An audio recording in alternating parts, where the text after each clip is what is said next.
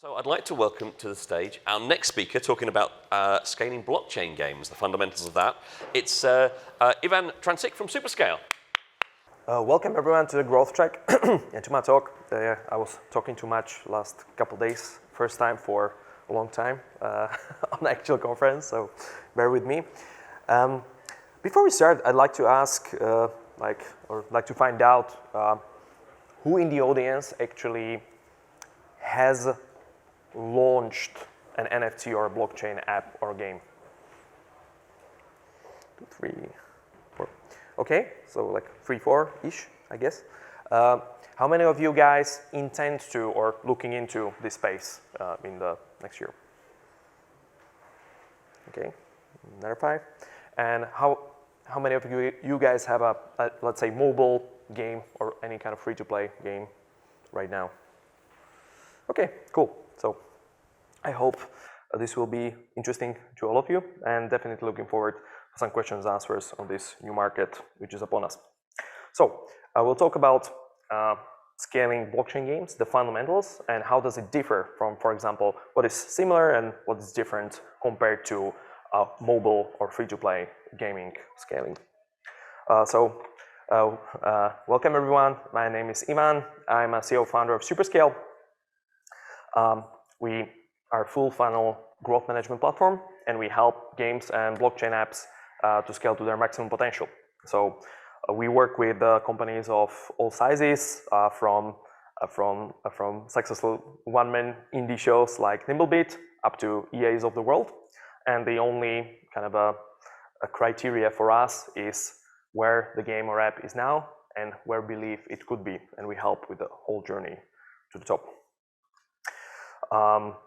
An example how for example a big game that we worked on ended up with, so we were able to get 10 extra million to the bottom line, which produces another 20 million in profitable spends per year by looking on each step of the funnel and finding pieces to optimize and bring better value. So fundamentals. Let's talk a bit about Web3. Where we at, where the market's going to be, or where some people think we're going to be, and some other people think it's going to be.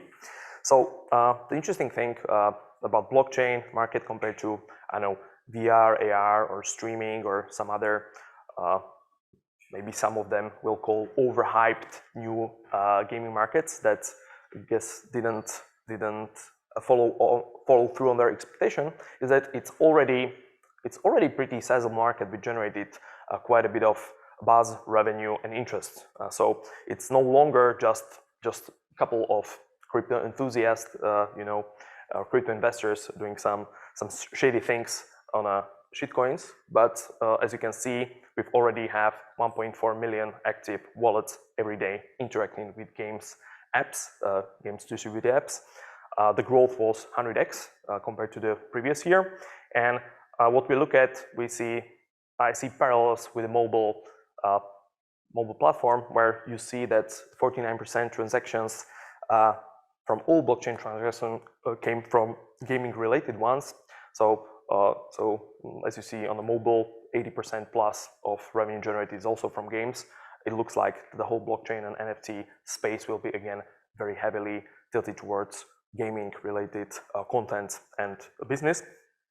And obviously we have a couple of bigger launches or bigger games coming forward, like X Infinity and so on. But there's nothing that we expect this and following years. So this will be definitely, everyone expects that this year will be when blockchain apps actually enter gaming mass market and high quality products with AAA productions and with the blockchain infrastructure come into play. So how big this market going to be? This is a good question. Obviously, if you ask somebody, if you ask different people, they will tell you different numbers. I took 2 that I think is worth noting. So let's consider that the blockchain will be growing as much as mobile games were growing as a business when they were introduced. So by this logic, which again it's something that I picked just to compare. By this logic, we would end up in 2024 about 12 billion market. So again, not let's say a massive chunk of the whole gaming ecosystem, but still something worth considering even in this case. If we to get some more bullish predictions, for example, Bloomberg, if we subtract the gaming part of the whole blockchain and NFT ecosystem, they expect to be somewhere around 160 billion in 2024. So the question is, obviously, we'll be closer to 160 billion or closer to 12 billion, take your pick, take your guess, but I do believe that it's fair to say it will be a noteworthy part of the whole games industry, and you should definitely be on the lookout for that if your product or if your future business strategy involves in some way blockchain. So what is current, let's say, problem or the trillion-dollar question, as some of they will call? So we see companies with a blockchain background that trying to get into the space and already proven that they are able to attract crypto investors and blockchain community into games. But the next step for them is to really become the $100 billion market and business. They need to attract how they call Web2 or traditional games audience. And this is obviously not as easy as it sounds, because if you try to play anything from Axie Infinity to other blockchain titles out there, you know that it's not easy or even understandable experience for casual players. At the same time, we see the gaming companies trying to figure out how their IPs and how their games could attract and become part of the blockchain ecosystem. So we see movements from both sides, obviously. And why it is hard? As we'll talk a bit about audience journeys and how big of a problem it is, and how to essentially understand this of a problem. The new dimensions of data that you will need to understand these journeys, and you didn't kind of have to think about those when scaling mobile or other games. And obviously, new needs for infrastructure to be able to make something out of this data. So ultimately, what you want to get into the growth loop, which, as you see, is a Web3 growth loop, which looks exactly as a Web2 growth loop or any other growth loop in free-to-play or game-as-a-service business. You need to analyze, optimize, scale, and rinse and repeat to reach your maximum potential. So, analyze. If we look at mobile games as a business, analyzing a mobile game is not, again, I wouldn't call it trivial by any means, and I'm doing this most of my life. And even though we have a lot of tools, apps, and pieces of ecosystem, you still need to, every studio needs to do a lot of work to essentially integrate all the UA-related data to attribution data, to store data, to essentially in-game data and so forth, to be able to understand how they are doing and what to do next. If we're talking Web3 apps, this part, the whole part that mobile gaming is concerned about, and it's not trivial, we're talking dozens of different data sources, it's augmented by what is called on-chain data, or essentially the data available in a blockchain itself, which is, again, for anyone or to various degrees publicly available to any developer, publisher, or analyst that would like to see what kind of a transaction different wallets or users are doing with other apps and so forth. And it's very valuable to think about when you're building out your business model or business strategy to grow in this space. But again, it's another layer of complexity that you need to put in and merge with your own in-game data and UA data and so forth and so on. And on top of that, obviously, Web3, it has still web in its name. And for example, compared to mobile, you are able to, and many companies do, to collect, for example, email addresses and a bunch of other data because they have direct relationships with their customers, such as e-shops or e-commerce companies, compared to mobile developers, where it's still between Apple and Google to own this data and to do this lifecycle management of them. So again, completely new dimensions of data and something an order of magnitude more complex than we've been used to so far, without any tools right now, or very little tools available to help you with that. So you have all the data from all parts of our business. Great, what now? You need to optimize. So if you're looking at a mobile game or free-to-play game as a business optimization problem, you usually would like to look at it as a form of a funnel or a player journey where you would go through acquisition, conversion, activation, retention, monetization, and then churn, or when the player stops playing, and try to understand what kind of an actions you are able to do to improve each part of the funnel. And this what you essentially need to do all the time, and how quickly are you able to scale, and how high depends how good, how well optimized is your funnel, even before you start or think about spending some user acquisition marketing money at scale. And again, this is not something I would consider trivial or simple, even for mobile or Web2 games. But still, ultimately, you're attracting the same audience. It's a free-to-play players that may differ from their background, for their spending habits, and so forth. But first of all, they want to play the game.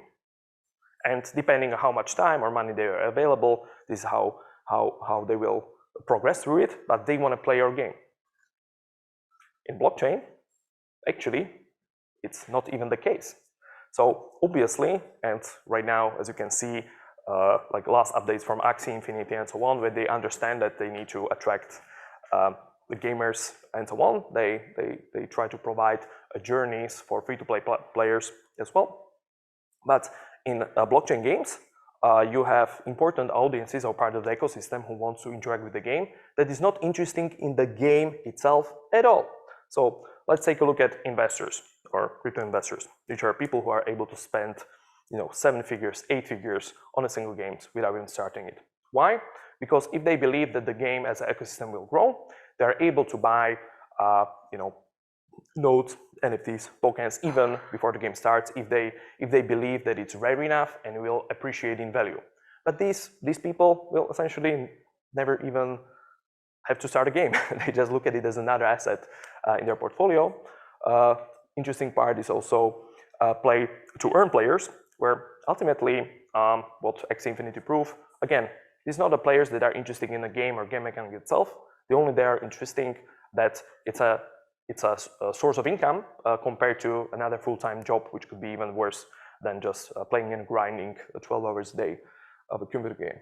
So for blockchain games, thinking about how investor thinks when he wants to buy something in a game, it's completely different, and there are many different ways what investor can do, can go about and interact with the game ecosystem. Ultimately, you need a healthy portion of every audience which is out there, and it has a completely different journeys that you need to be personalized and catered to if you want to scale your blockchain app.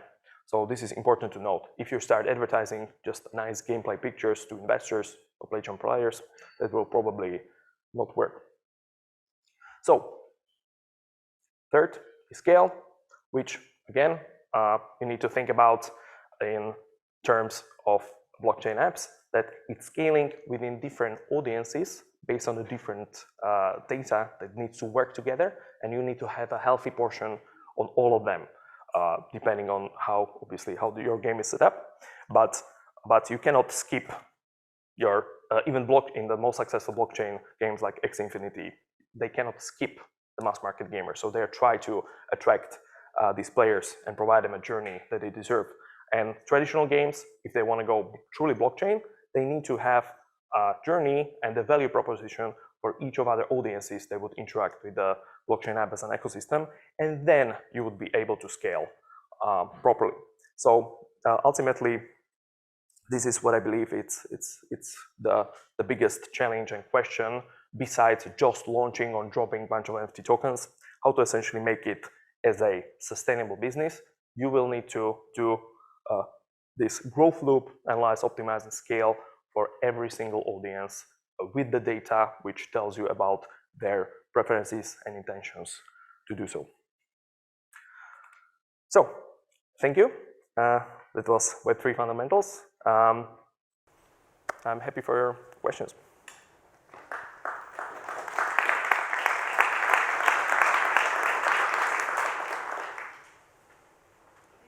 Yes, so thank you very much, Ivan. Thank you. That's fascinating, and definitely I know we've got a lot of people here interested, blockchain curious, as the people here. Does anyone have any questions for Ivan about the Web3 and what he said about scaling games? I'll start, actually. I've got a question for you. You mentioned the battlegrounds in one of your early slides there. Is one of the battlegrounds that wasn't mentioned there, but is implicit in what we have to do, some resistance in traditional game players to the editing space, and also with some developers who haven't, who resist getting on board. What's our education process there? How do we fight that battle? That is again a super interesting topic and super valuable for somebody who properly solves it. Like there's a lot of obvious resistance for the traditional gamers because they're usually very, very vocal about any change ever. They try to do an update for a game which has a community. They will hate it no matter what, and just later on they may used to it. It's absolutely about still. I consider it as a journey, as an education. So coming from the personal experience. When I'm a former Counter-Strike player, I bought my first, when they dropped the skin economy, I bought my first knife for 500 euros in like 2015, 16-ish, or 7 years ago. And I was considered insane. And by the way, to my date, it was the best in-app purchase ever because every time I whipped it out in a 1v5 clutch situation, you can see it in your headphones. What, you have this skin? Wow, it's great. Oh, I would love to do this. So validation all the time, best purchase ever. But actually, when I look at it, and then daughter was born and stuff like that, when I look at the value in like 5 years, I could sell it for 2,500 euros or something. Yeah. So I got 5x on my stupid purchase of a worthless item 5 years ago. But the problem is that, so we know that it works, and people such as me and many others are able to buy something which has just very, very narrow value for most of the population and appreciating value. But the problem with the Steam ecosystem, for example, it's not, because it's not blockchain, I can convert it to dollars, but it's just Steam dollars, and I can buy only some more Steam games and so on. So it's locked into that economy. So I absolutely personally believe that having that as a blockchain game would give me better liquidity for the asset, and when I stop playing Counter-Strike because I don't have time anymore, but I could invest into some other games, that's great value. But how to explain it to players, it's apparently it's very hard, and Ubisoft tries and fails. Big companies tries and fails. So it will be definitely a journey. But when mobile came, it was the same. Right, exactly. It's the same journey that like free to play is on. And you said that in the course of last year, 99 times more people invested in NFTs. Is that right? Was that one of yours? Yeah. So the growth between 20 to 21 was 100x. Right. So obviously, if you extrapolate it, there'll be more money than all economies in the world, but so the growth probably won't be 100x this year, but still, it's a growing ecosystem, and anywhere between 12 to 160 billion. I think your guess is right, but yeah, I think Web3 is here to stay, such as mobile, and think about the strategy. How does it fit into every studio's business model? It's the right thing to do. Perfect, thank you. I think we're just getting set up. Are you ready to join us? Perfect. In that case, a round of applause. Thank you very much for taking Superscale.